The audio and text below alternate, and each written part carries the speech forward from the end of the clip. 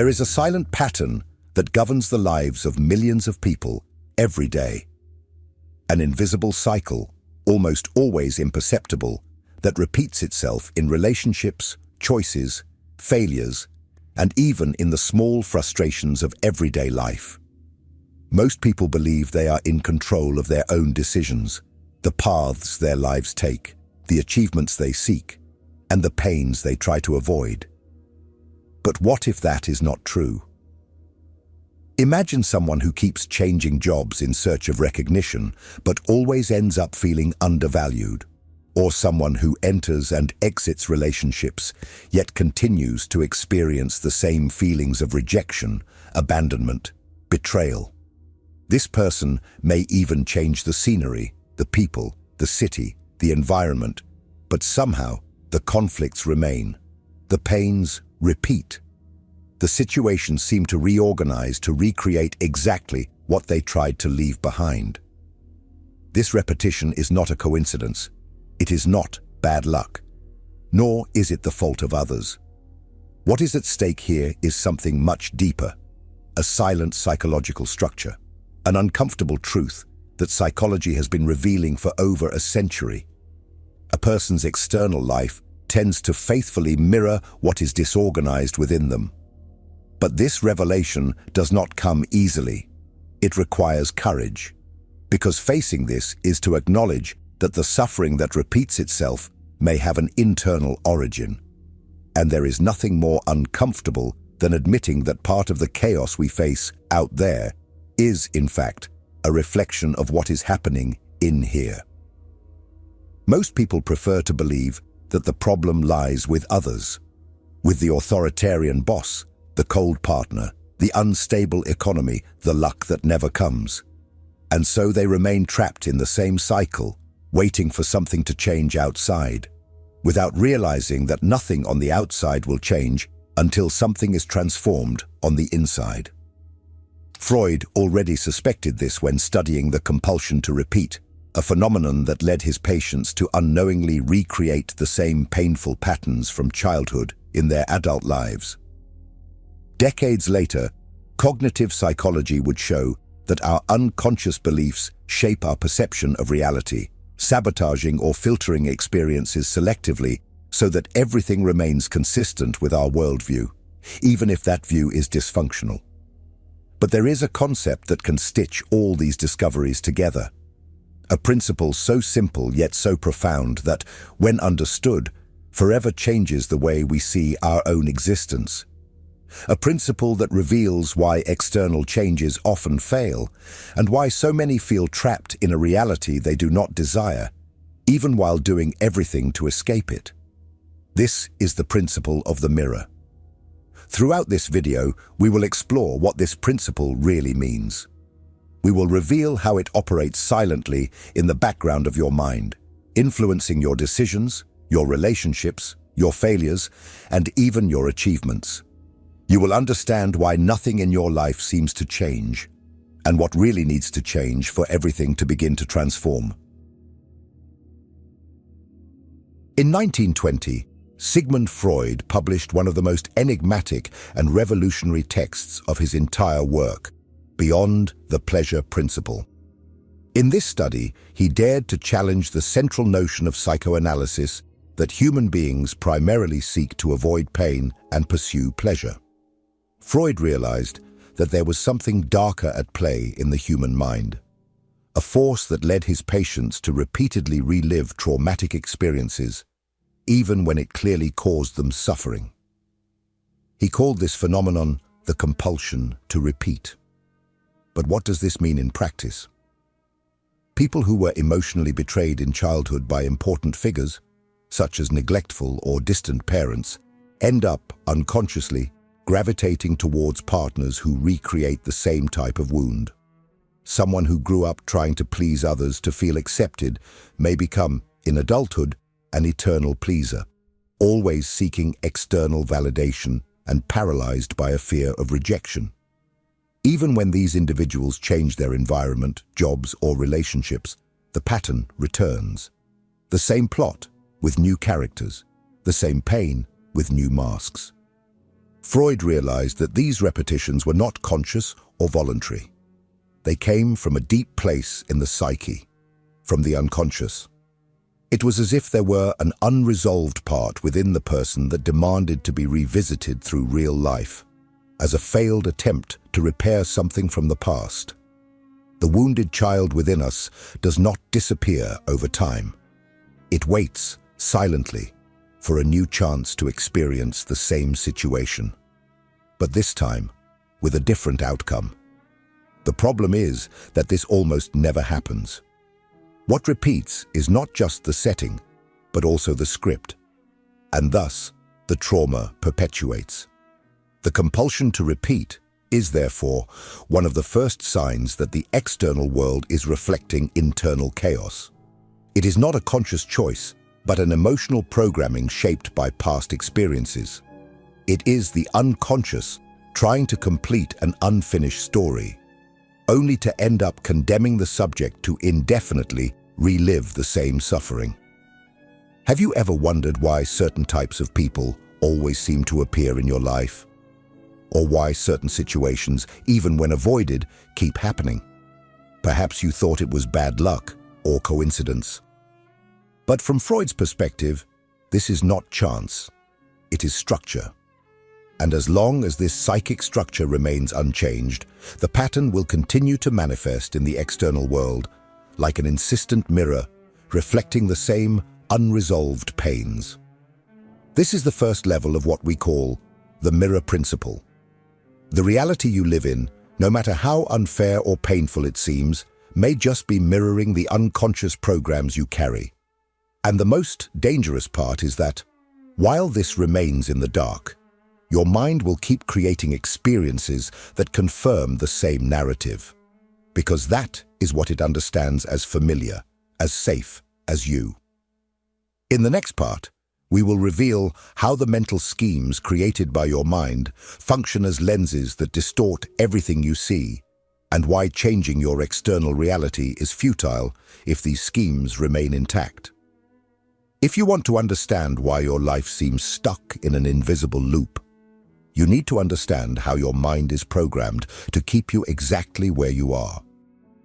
If this content is making sense to you, click the subscribe button and subscribe to the channel.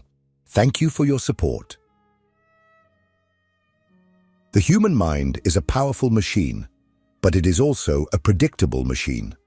It seeks patterns, interprets signals, anticipates threats, and tries at all costs to maintain internal coherence. And this is exactly what often makes you see life not as it is, but as you believe it to be. Beck, one of the most influential names in modern psychology, dedicated decades of his life to studying how our thoughts shape our emotions, behaviors, and above all, our perception of reality. While observing patients with depression, Beck noticed something profoundly revealing. These people were not just sad. They lived in an alternative mental universe, governed by negative, distorted, and automatic thought patterns, what he called cognitive schemas. But what are these schemas? Imagine that your mind works like software, with an operating system that filters everything you see, hear, and feel. This system was built over a lifetime, especially in childhood, based on significant emotional experiences. Rejections, abuse, constant criticism, emotional neglect, all of this forms internal structures that function as invisible lenses. These lenses shape your interpretation of events, creating a type of subjective reality that can be radically different from objective reality. For example, someone with an activated rejection schema tends to interpret a simple silence as a sign of abandonment. An unanswered message becomes confirmation that no one cares. Constructive criticism is seen as humiliation. These filters operate without your awareness, distorting the way you interpret the world around you, and worse still, they directly influence your actions and decisions, feeding the same cycles of pain and frustration. Beck showed that these schemas not only influence what we feel, but also create a kind of self-fulfilling prophecy. If you believe you are unworthy of love, your mind will seek consciously or unconsciously, ways to confirm that belief. You may reject affection when it appears, distrust those who try to get close, sabotage relationships, or cling to people who treat you exactly as you believe you deserve to be treated. The result? More pain, more confirmation that your belief is right. Another closed cycle. And this is where the mirror principle becomes even clearer. The external reality you perceive is being shaped by these internal lenses. If your mental schemas say that the world is hostile, unfair, dangerous, or lonely, that is exactly what you will find. Because the human brain has a natural tendency called confirmation bias.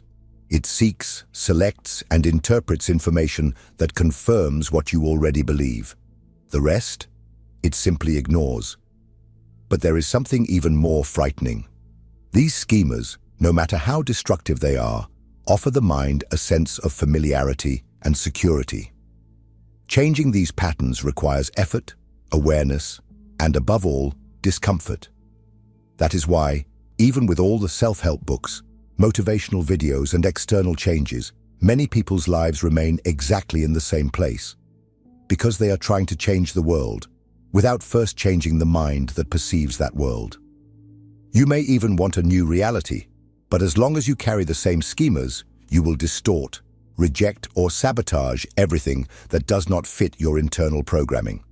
This is the silent mental prison in which millions of people live, a cage without walls, whose bars are made of automatic thoughts, distorted beliefs, and unresolved emotional patterns.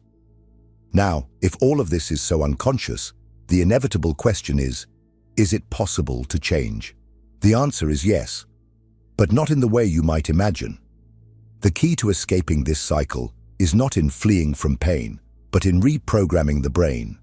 And this is exactly what the science of neuroplasticity shows us, that the brain can change as long as you change your way of operating. At this point, you may have already started to notice a pattern. Your mind is not a neutral observer of reality. It is an active creator of your life experience. The world you see, feel, and interpret is not the world as it is, but as your mental structure allows it to be perceived. And this is exactly where the core of this video comes in, the mirror principle. This principle states that your external reality is, almost always, a direct reflection of your internal setup. In other words, the world around you, the relationships you attract, the situations you face, the patterns that repeat, are mirrors reflecting the deep contents of your psychic world. It is not about magic, spirituality, or superficial positive thinking. It is about psychological structure, neuroscience, and unconscious patterns. If you often feel rejected, diminished, or invisible, it is not just because the world is like that with you. It is because there is something inside you that expects this kind of response. And as your mind has been programmed to confirm what it believes, it finds ways to turn even the most neutral experiences into confirmations of your internal narrative. You see what you believe you will see. Imagine two people walking down the same street. One feels secure, confident, alert to opportunities, open to connections. The other feels anxious, cornered, seeing threats in every glance, expecting to be rejected or ignored. The environment is the same, but the experience is completely different. Because the mirror that each one carries within shapes what they see outside of themselves. This is the point where psychic suffering becomes chronic. When a person starts to believe that the problem is out there, not realizing that they are projecting their own internal contents outward. The anger that was not acknowledged, the pain that was not processed, the fear that was repressed, the guilt that was never worked through, all of this manifests in relationships, failures, and friction with the world. And here's an uncomfortable truth. Nothing changes out there until you change in here. You can change cities, partners, jobs, friends. You can start from scratch, cut ties, Run away from everything that reminds you of the past. But if your mental structure remains the same, sooner or later, the same pattern will reorganize before your eyes. Because the mirror that is shaping your reality is not in the world, it is in your mind. And the most dangerous part is that this reflection presents itself so convincingly, so realistically, that you don't even realize you are trapped within a narrative. Reality adapts to your belief system like an actor molds itself to the script. Life bends to your most unconscious expectations, not because the universe conspires against you, but because you are holding the mirror the wrong way, hoping the image will change before you change yourself. But here's the good news. If the mind has the power to shape reality, it also has the power to transform it. And this transformation begins when you understand that it is possible to reprogram the brain, alter the neural pathways that sustain your automatic patterns, and create new mental models that reflect the reality you wish to live. This is not a magical or quick process, but it is absolutely possible. And science has already shown us how, through neuroplasticity, the brain's ability to change its structure and function based on new experiences, new behaviors, and, above all, new interpretations. In the next part, we will explore exactly how neuroplasticity can be used to break the repetitive cycles of pain and build, from the inside out, a new mental configuration, and with it, a new external reality. Because if your mind is the mirror that shapes the world, it is time to learn to polish that mirror and consciously decide what it should reflect. For a long time, it was believed that the human brain was a fixed structure, unchangeable after childhood. The prevailing idea was that once neural circuits were formed, our emotions, behaviors, and mental patterns would be doomed to indefinite repetition. But modern science has proven that this is a dangerous lie. Today we know that the brain is plastic, and this may be one of the most powerful discoveries in psychology and neuroscience. Neuroplasticity is the brain's ability to structurally and functionally modify itself throughout life. This means that, contrary to what many believe, you can change, not just superficially, but at deep, automatic, instinctive levels. What once seemed to be part of your personality may actually just be a set of neural connections repeated for so long that they have become dominant. And like any repeated structure, it can be reconfigured. But be careful. Neuroplasticity is not a magic trick. It does not respond to vague wishes or good intentions. It responds to constant practice, to significant emotional experiences, and to new patterns of thought and behavior consciously cultivated.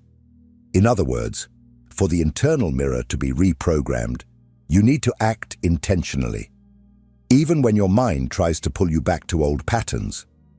Imagine that your mind is a forest. Each repeated thought is a path taken. Over time, these paths become trails, then roads, and eventually, true neural highways. They become the automatic routes your mind follows, even without realizing it. Thoughts like, "No one values me," "Everything goes wrong for me," "I am not enough," become these easy, comfortable, familiar routes, no matter how destructive they may be. Now imagine trying to create a new path in the middle of this forest. At first, it is difficult. You need to cut branches, dodge obstacles, clear space where there was no trail before. It is uncomfortable. It takes time. But if you persist, if you return to this new path regularly, it begins to solidify. The underbrush stops growing there. The ground settles. And the old path, which once seemed so strong, begins to disappear from lack of use. This is the process of mental reprogramming. This is how you change the automatic reflexes of your mind.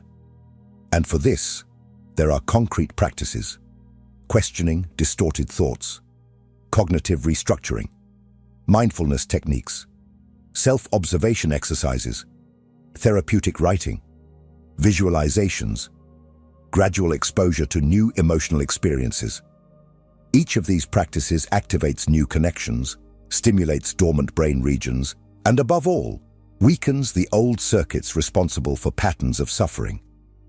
But perhaps the most important aspect of neuroplasticity is this: the brain does not distinguish between reality and vivid imagination. Neuroimaging studies have shown that when imagining an experience with emotional intensity, the same areas of the brain activate as if that experience were actually happening. This means that visualizing a new behavior, a new emotional response, a new version of yourself, frequently in detail with emotion, can literally sculpt new neural pathways in your brain. The problem is that if you do not use this capacity consciously, it will be used against you. Neuroplasticity also strengthens negative patterns when you feed them daily with toxic thoughts, constant self-criticism, ruminations about the past, or exposure to destructive environments and relationships. The brain does not judge, it simply repeats what you feed it. Therefore, the great challenge is not just to understand that the internal mirror can be altered, but to take responsibility for this process. Changing requires stepping out of autopilot. It requires awareness, discipline, discomfort. But the result is non-negotiable. A new internal structure that inevitably begins to reflect in the external world. Because sooner or later, the reality out there begins to bend to the new frequency you are emitting from within. But there is still a subtle trap on this path. A common mistake that almost everyone makes: trying to change the external life before changing the mind. Changing homes, cities, partners, careers. All of this may seem transformative, but if the internal structure remains the same, the pattern returns. The pain comes back. The mirror reorganizes itself. It's like changing the scenery without changing the plot. And this is what we will talk about in the next part. Because now that you understand that it is possible to reprogram the mirror, we need to discuss why changing the scenery does not change the protagonist, and how you can stop fleeing outward and finally begin the transformation where it truly matters, within you. If what you're hearing resonates with you, you'll find real value in my ebooks. Beyond the Shadow breaks down Jung's core ideas, while Dialogues with the Unconscious gives you a 30-day path to apply them in your life.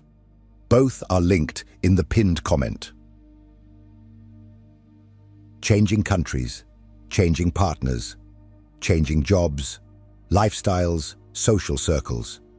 How many times do people place their hopes in external changes, believing that this will bring relief to the internal conflicts they carry? How many times have you thought to yourself, "When I leave this place, everything will get better"? Or, "When I find the right person, I will be truly happy"? The truth is that this expectation is an illusion, and one of the most dangerous kinds. Clinical psychology has repeatedly shown that external changes do not have the power to provoke lasting internal transformation. They can indeed generate temporary relief. The novelty deceives, distracting the mind from pain for a while. But sooner or later, the same conflicts emerge, now in a different setting, with different people, in different situations. Why? Because, as we have seen so far, external reality acts as a mirror. And this mirror does not reflect what you desire. It reflects who you are internally. If within you resides the fear of rejection, you will interpret signs of abandonment in any new relationship. If you carry the belief that you are not enough, you will feel inferior in any new job, even if you are promoted. If you hold an unconscious pattern of sabotage, it will find ways to emerge, no matter where you are. This is the blind spot of most fresh start journeys. The person changes everything on the outside but carries the same ghosts within. And as the mind seeks coherence with its internal programming, it will shape the new reality to resemble the old one. Unconsciously, you will connect with similar people, attract family dynamics, interpret situations in a distorted way, react with the same automatic impulses, and in the end, you will repeat the same pain, only on a new stage. It's as if your psyche is writing the same script, but with new costumes and settings. The central story doesn't change because the protagonist remains the same. The main character is still wounded, confused, unaware of their own internal motivations. And as long as this protagonist does not evolve, the script will remain predictable, tragic, repetitive. Aaron Beck demonstrated in his studies that people with cognitive distortions carry filters so powerful that even in the face of positive or neutral situations, they can extract negative meanings. A compliment can be interpreted as sarcasm. A gesture of affection can be seen as manipulation. An opportunity can be avoided for fear of failure. In other words, even when the world changes, the mind distorts to keep the pain alive. Freud also warned that unconscious impulses tend to repeat until they are integrated. It's as if the psyche is constantly trying to force consciousness to look at something that has been repressed. And for that reason, it creates new scenarios, not to punish, but to repeat until the individual sees. And this is where the true power of the mirror principle lies. Life is not punishing you. It is trying to show you. To show what you need to transform within yourself. To show the blind spots you refuse to face. To show that the problem is not the place, the person, or the situation. The problem and the solution lie in how you respond internally to all of this. True transformation does not happen when you flee from a reality that hurts you. It happens when you face that reality as a reflection of what needs to be healed. When you stop fighting against the mirror and start observing what is being reflected, because only then do you begin to alter the image from the inside out. But what now? What to do with this perception? How to use this knowledge to truly break the cycle? The answer lies in the practice of conscious self-responsibility. It is when you stop projecting blame onto the world and start taking control over your internal patterns. Not as a form of self-criticism, but as an essential step towards freedom. And this is what we will talk about in the next and final part of this script. Now that you understand the cycle of repetition, mental schemes, the mirror principle, and neuroplasticity, it's time to go beyond theory.